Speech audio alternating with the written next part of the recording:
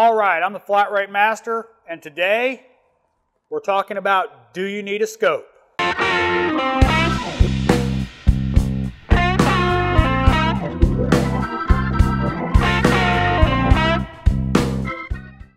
What is a scope?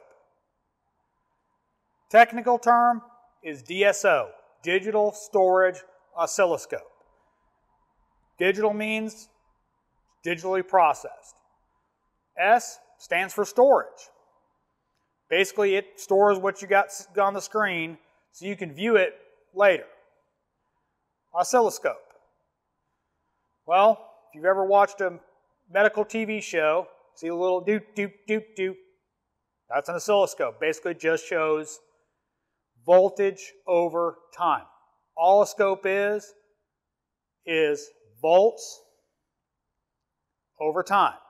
You know, square waves, stuff like that. All it is voltage over time. Not complex, not, terribly exciting in that kind of way of talking about it.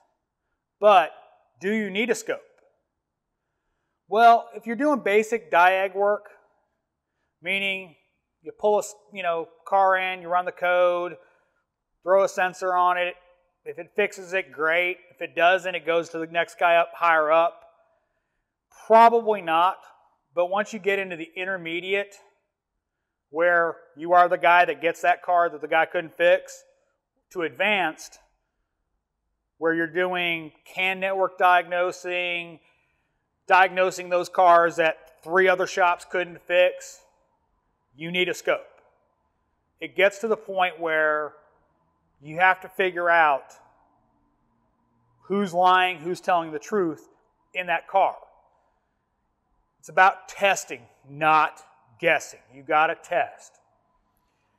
One of the things I talk about when I talk about diagnostic work is you got to figure out, is the sensor lying or is the computer lying? Who's not telling the truth? Yes, 90% of the time, the sensor's lying, or you got a mechanical problem. CAM code, correlation codes, it's physically out of time. Other times, you've got a bad signal. You've got all the right stuff's going to the ECM or computer, but the computer can't process it right anymore. Something has happened where that computer, is toast. Think about your PC, your Mac, your phone. How many times does it glitch? If you look at TSBs, all the time there's updates for various problems. So, you got a CAM code, scope it. Look at the signal. Oh, wait a second. I've got a good signal. Pull in the crank sensor. Oh, I've got a good signal there. Well, let me go up to the ECM, rescope it at the ECM, see what the computer's seeing. Oh, wait. I don't have the same signal. I got a wiring problem.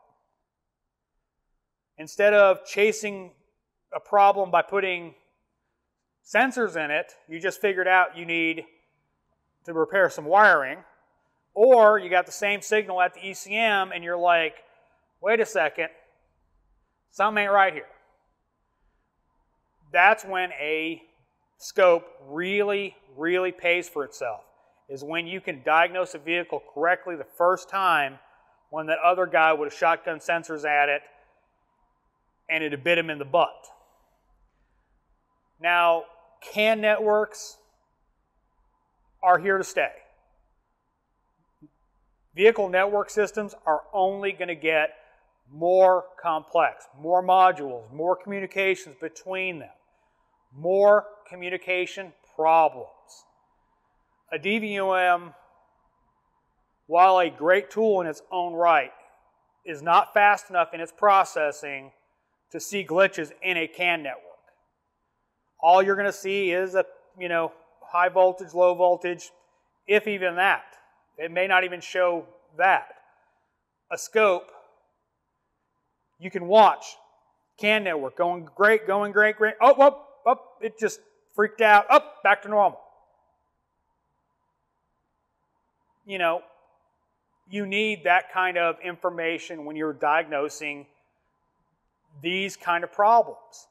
It gets more and more complex the higher up the food chain of automotive diagnostics goes. The higher up you go, the more you need a scope. I mean, it is not an option once you get to those high levels. You need a scope. It's simply required equipment. So, let's say you're wanting to get a scope. Now, I'm not going to talk about choosing a scope in this video. All right, some tips for using your scope. Play with it. You've got a few spare minutes, you're waiting on approvals, you don't have another car to work on, scope some sensors. Get you some known good waveforms. Seat time is where scope really pays off. The more you use it, the better you get at it. So every time you can, get a new good waveform. Go onto sites like IATN. They've got a huge library of known good waveforms. Because after all, you got to know what's good before you can tell what's bad. Now, there is a huge learning curve with a scope. Be it a Snap-on or Pico or ATS, huge learning curve. You know, you've got a lot of interpretation of those waveforms. So you have to play with it. And for me, I call it play. I love it when I get to play with my scope. I get to pull it out, start testing. Yep, nailed it. I'm good. It's playtime for me. So, couple things I want to talk about. I've heard a lot of guys talk about, with the advances in scan tool technology, OE tools, using a scope is becoming less and less important. The problem with that is, yes, you can look at voltages on the scan tool, but who's lying? Yeah, that signal may be dropping out, but is it dropping out because of a sensor problem, a wiring problem, or a computer problem?